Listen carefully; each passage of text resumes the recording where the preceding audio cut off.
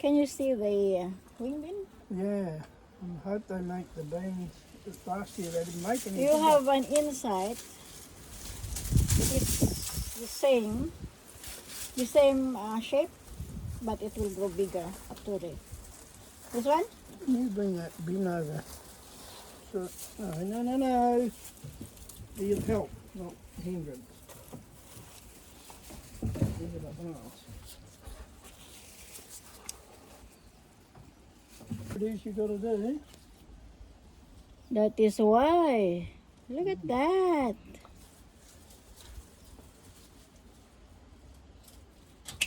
I don't know where this come from. Eee.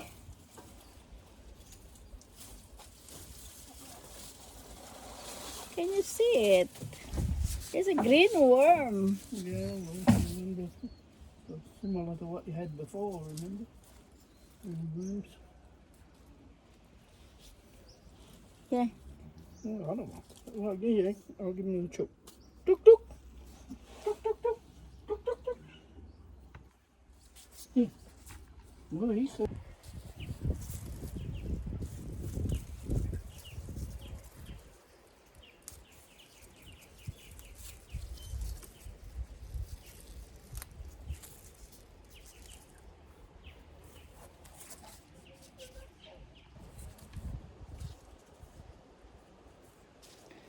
Ito po yung passion fruit na pinutakti rin po ng insekto.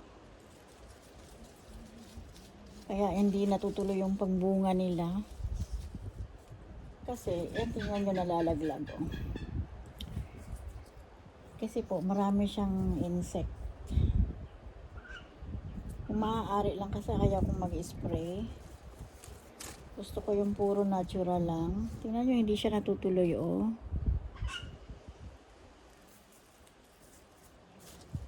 Ang dami niyang bulaklak sana. Kaso, nalalaglag sila. Ayan, oh. Namamatay yung bulaklak. Katulad nito. Pagkatapos niya, nalalaglag. Tingnan niyo yung ano.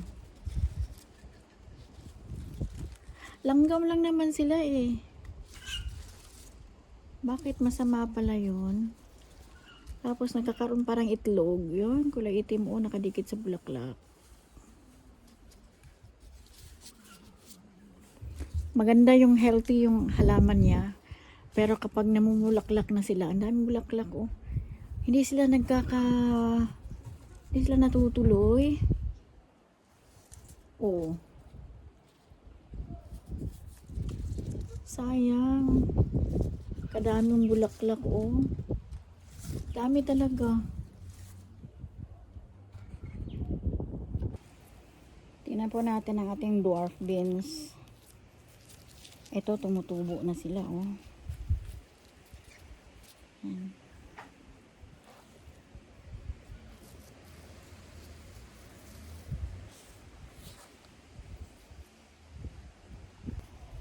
Yung bayabas po natin, marami din pong bunga. Iniisa-isa ko talaga silang tanggalan ng yung itim-itim na nakadikit sa dahon at saka sa tangkay. Katulad nito oh.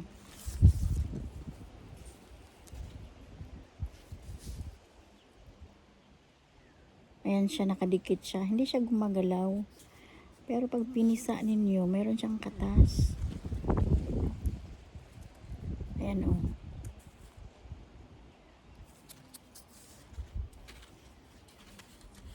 Ito pa, nakita nyo to?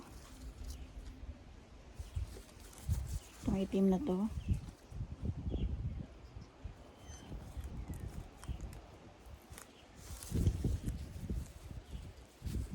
Yan, nakadikit.